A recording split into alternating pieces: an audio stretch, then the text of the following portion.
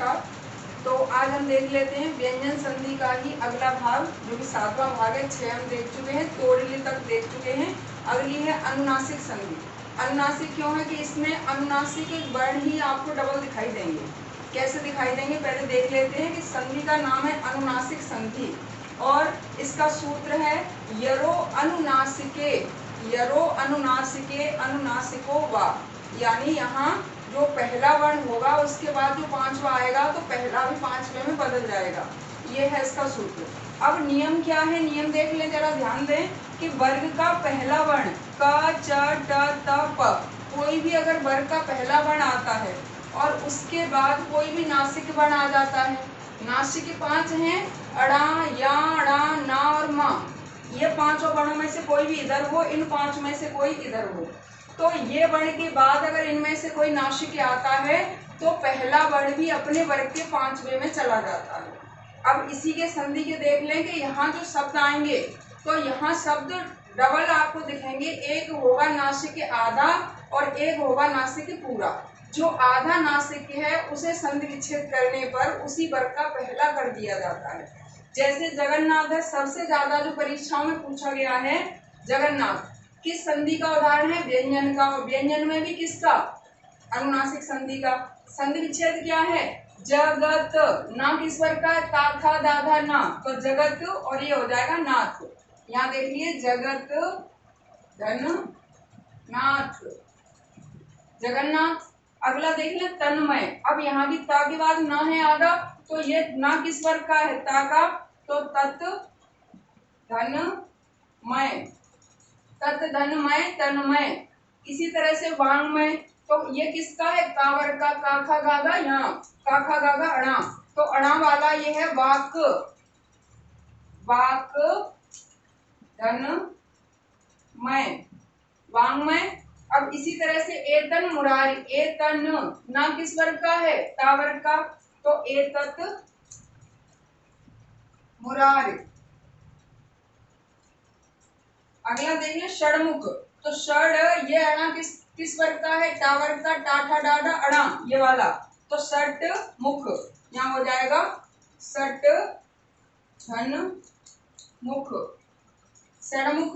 और इसी तरह से दिग्नाग, तो यहाँ देखिए दिग्नाग, तो यहाँ किस वर्ग का है? यहाँ अणा किसका है? का वर्ग का, काखा गागा अणा, तो ये हो जाएगा का वर्ग का दिक धन नाग, दिग्नाग, दिग्नाग ये हो गया। और षडमास, षड यानी टावर का है अड़ा, तो षट मास, षट धन मास, षडमास। और इसी तरह से सन्मति, तो सन्मति का सत और मति, तो ये हो जाएगा सत और मति। ये हो गए अनुनासिक संधि के। अनुनासिक संधि के बाद एक नियम इसमें और बचता है, तो जो है जो लागू तो नहीं होता लेकिन व्यंजन संधि में ही रखा जाता है, उसे और आप देख लेंगे थोड़ा सा। तो यहाँ पहले हम इसको नोट कर लेते हैं और अगली संधि इसी में देख लेते हैं, लास्ट है, अंतिम है। तो इसी का एक और नियम और बाकी रह गया जिसे आप देख लेते हैं, जो कि व्यंजन संधि में ही पूछा जाता है। तो व्यंजन संधि में क्या है इसका नियम देख लेते हैं, क्योंकि अगर व्यंजन संधि के नियम से देखा जाए तो ये व्यंजन में लागू नहीं होता है, क्योंकि यहाँ व्यंजन के लिए व्यंजन होना चाहिए, उसके बाद कुछ भी आ जाए, लेकिन यहाँ आ रहा है स्वर, तो इसलिए इसका वो है छ संबंधी नियम, क्योंकि इसमें छ आता है, छ के अलावा दूसरी तरफ कोई अन्य वर्ण नहीं आएगा। नियम क्या है कि या तो हो आ, छोटा आ या बड़ा आ, ह्रस्व आ या दीर्घ आ, और उसके बाद कोई भी ह्रस्व स्वर आए, या कोई भी ह्रस्व है स्वर, या तो आ है या फिर ह्रस्व स्वर कोई भी है, तो आपको क्या करना है। और उसके बाद आ रहा है छ, तो छ अगर आ रहा है ह्रस्व स्वर के बाद, तो उसके साथ में जब संधि करते हैं तो च और जोड़ दिया जाता है। और चाछा वाले जितने भी उदाहरण आएंगे वो सभी इसी के अंतर्गत आएंगे, जैसे कि आप देख रहे हैं अनुच्छेद, आच्छादन, परिच्छेद, स्वच्छंद और विच्छेद। तो संधि विच्छेद में क्या करना है कि जहां से चा दिख रहा है वहीं से अलग अलग कर देने हैं, और संधि विच्छेद में चा बिल्कुल गायब हो जाएगा, लुप्त हो जाएगा। जब ये संधि करते हैं तब चा जुड़ जाता है। तो जब संधि विच्छेद करेंगे तो किस तरह से होगा? अनु और छेद, अनुधन छेद, अब यहाँ देखिए हस्व ऊ है और ऊ के बाद आ रहा है छ। जब इनका संधि करेंगे तो बीच में च और जुड़ जाता है, ये नियम है इसका बस। तो चा छा वाले जितने भी दिखेंगे वो इसी के हैं, व्यंजन संधि के हैं।